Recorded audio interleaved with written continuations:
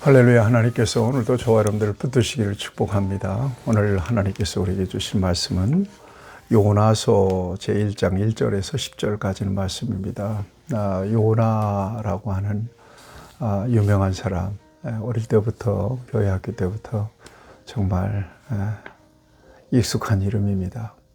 이 요나서를 통해서 오늘부터 하나님께서 저와 여러분들에게 주실 은혜를 기대하고 사모합니다.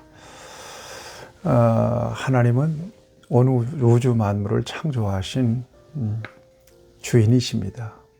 주인이십니다.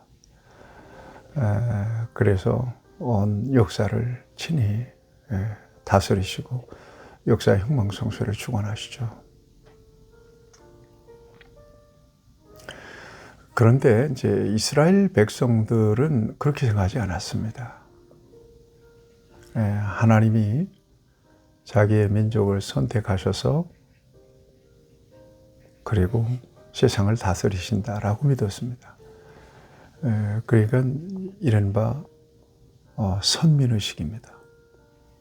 선민의식으로 쩔어 있었던 사람들이 바로 유대인들, 이스라엘 백성들입니다. 지금도 물론 그 선민의식을 그대로 가지고 있죠. 이것이 그 복음에 굉장히 큰 장애물이 되고 있는 것을 우리는 성경을 통해서 확인할 수가 있습니다.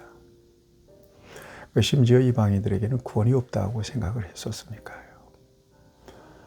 그러나 우리 하나님께서는 예수님을 이 땅에 보내시고 또 성령을 부어주시고 예루살렘과 온 유대와 사마리아와 땅끝까지 내게 증인되라. 그래서 복음 안에서 이 모든 장벽들을 무너뜨리죠.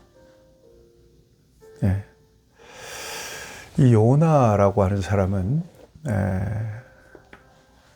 주 전 800년에서 750년경 여로보암 2세 때 활동하던 선지자였습니다.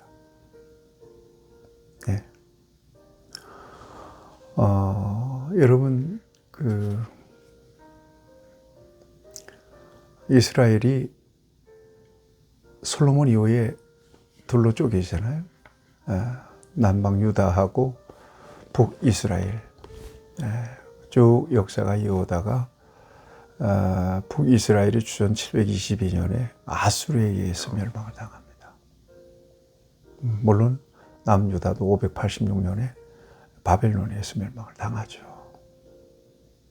그러니까 이스라엘이 아수르에 의해서 멸망을 당하기 전 주전 722년이니까요.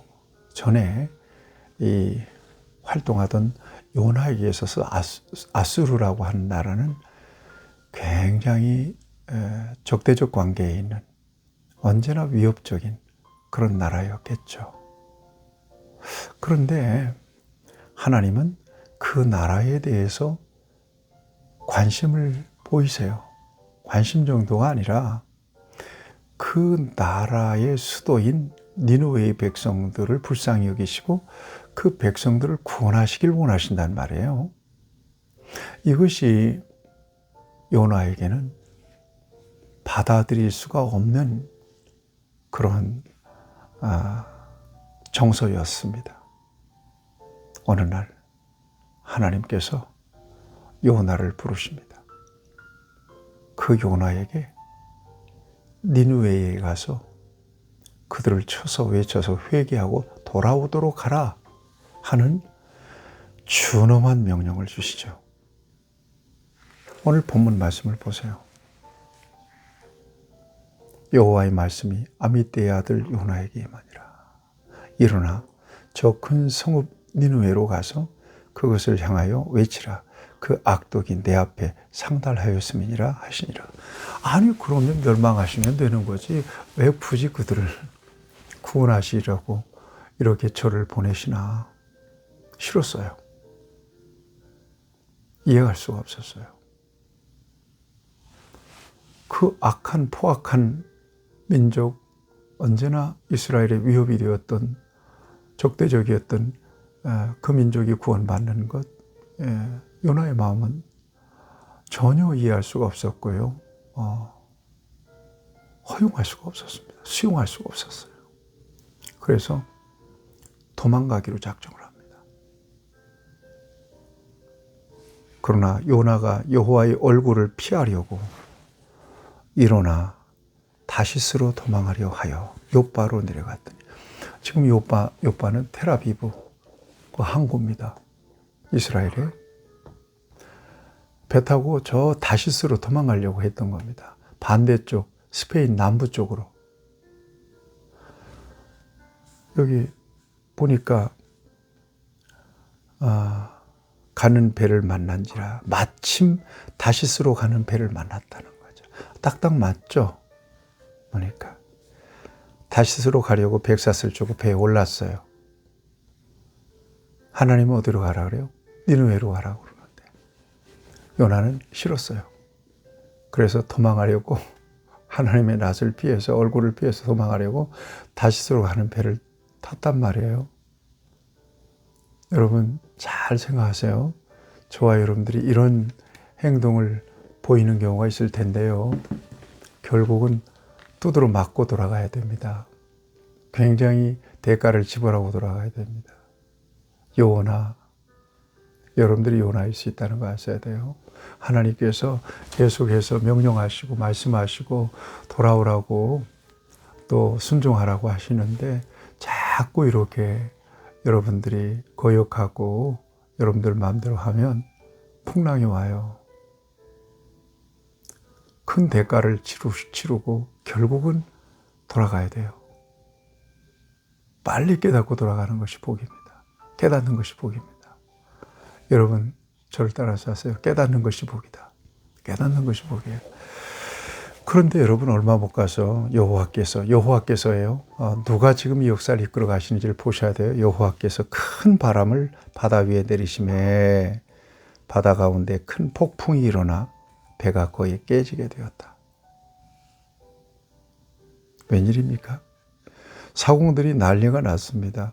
두려워서 자기의 신들을 부릅니다. 살려달라고.